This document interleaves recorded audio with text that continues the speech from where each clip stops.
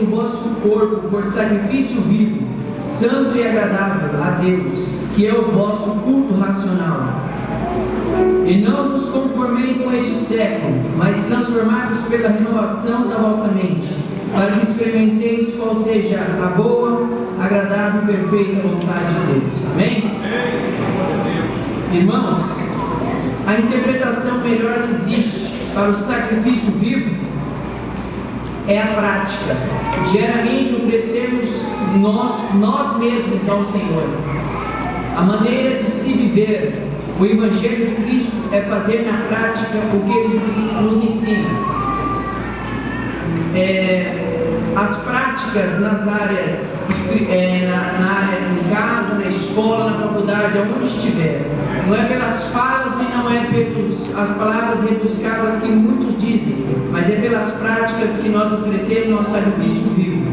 Na igreja, do começo do culto ao fim, é um sacrifício vivo ao Senhor. De que forma que você está oferecendo o seu sacrifício vivo dentro da igreja? Será que Deus está aceitando esse sacrifício?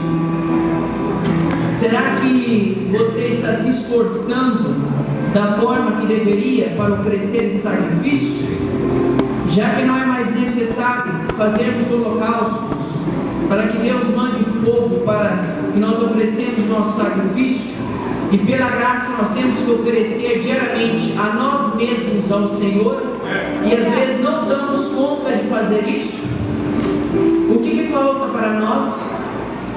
Filipenses 1 Filipenses, versículo 21 diz: porquanto para mim o viver é Cristo e o morrer é lucro. Será que nós estamos vivendo o Cristo verdadeiro todos os dias, ou somente fazemos da forma que o pastor veja ou que o líder veja?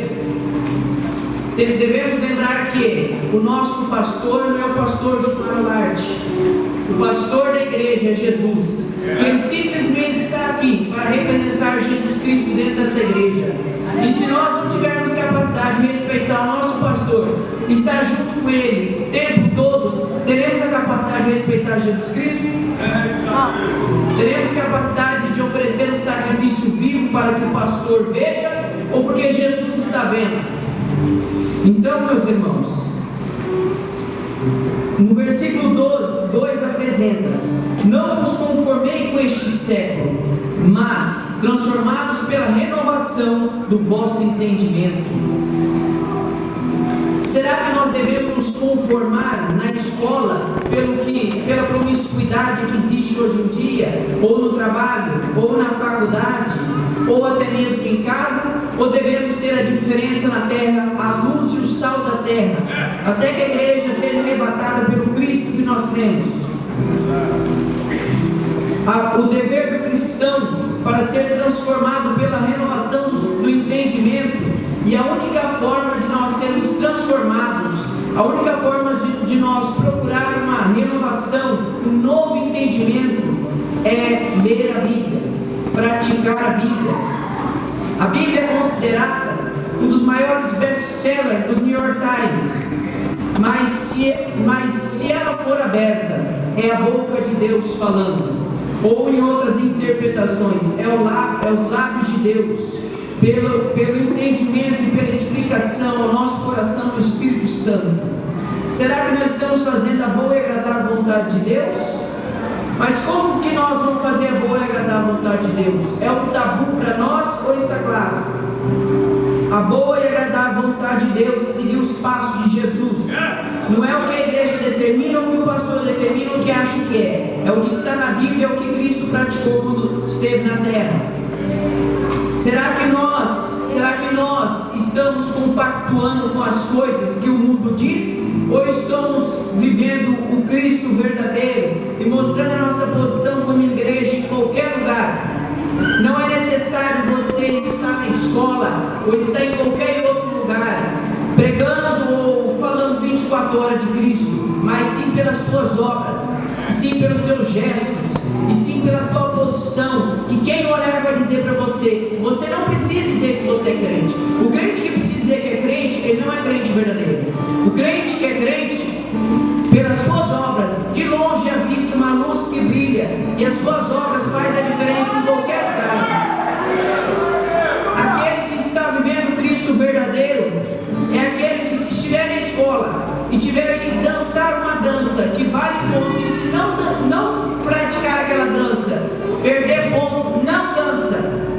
Porque primeiro nós temos como primícia o reino de Deus, e nota e as outras demais coisas Deus acrescenta.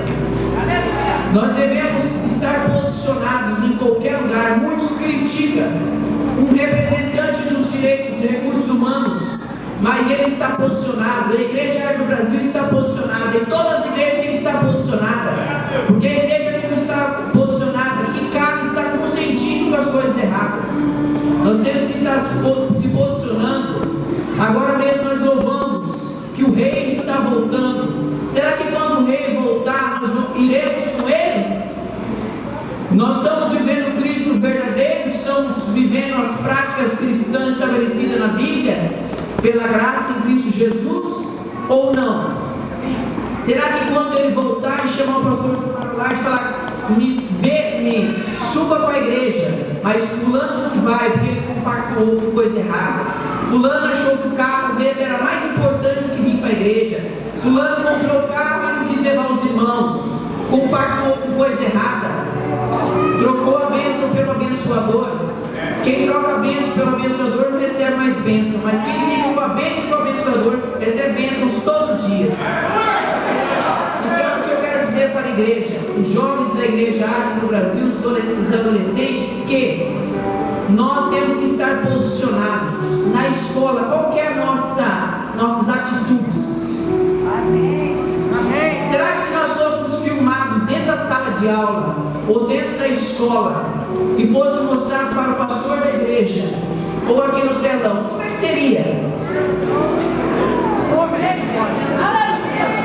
Será que nós estamos sabendo separar as três fases da vida estabelecidas pelo entendimento que existem três fases da vida, que muitos jovens e muitos adolescentes querem passar essa fase antecipando, achando que agora é o momento de viver? Agora não é o momento de viver. Agora nós estamos no momento de ser. O que você é?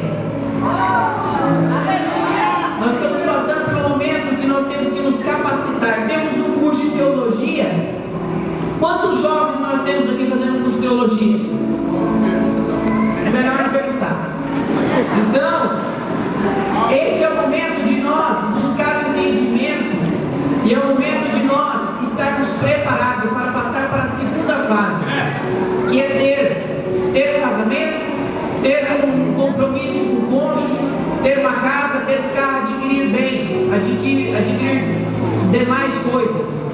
E nós, respeitando essa fase, aí sim nós chegamos no viver. Viver com a esposa, viver com uma casa boa, frequentar a igreja, viajar. Este é o momento, essas três fases, se os jovens da igreja Agem do Brasil e as demais igrejas respeitar essas três fases, alcançarão a vitória. E aquele que acredita e se respeitar, se esperar os momentos da vida, dê glória a Deus bem forte. E finalizando, os jovens de hoje em dia acreditam que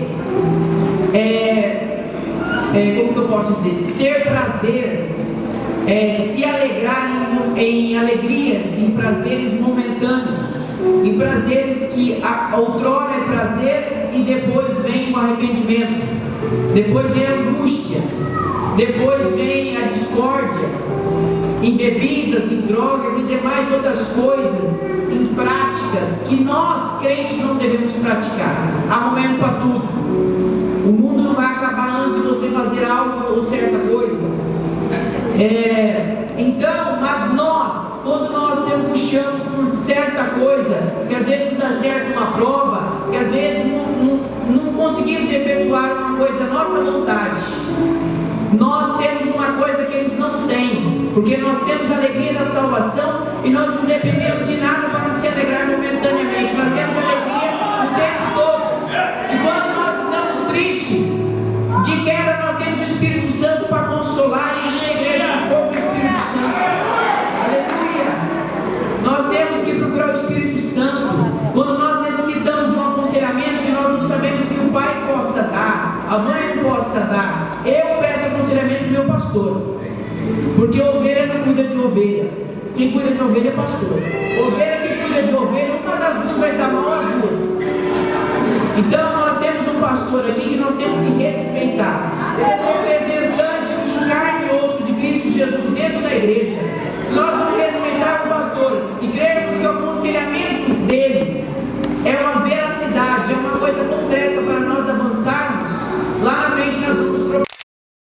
dentro da igreja, ou ministerialmente, ou até no altar, porque não obedece à vontade de Deus, que é esclarecida pelo aconselhamento do pastor da igreja.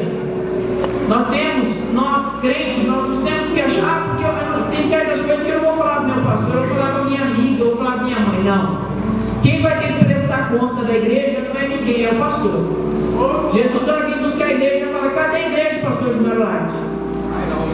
Aí ele vai ter que entregar. Então quem tem a responsabilidade sobre a tua vida aqui é ele. Ore por ele, ou qual seja o pastor da igreja que frequente, ore por ele, porque ele tem um preparamento espiritual, um preparamento de vida para estar aconselhando, senão ele não estaria aqui como presidente da igreja. Glória a Deus! Então nós temos que ter um posicionamento. Às vezes tem adversidades, tem decisões que o pastor toma dentro da igreja, mas ele sabe o que está fazendo. O não precisa ser explicado.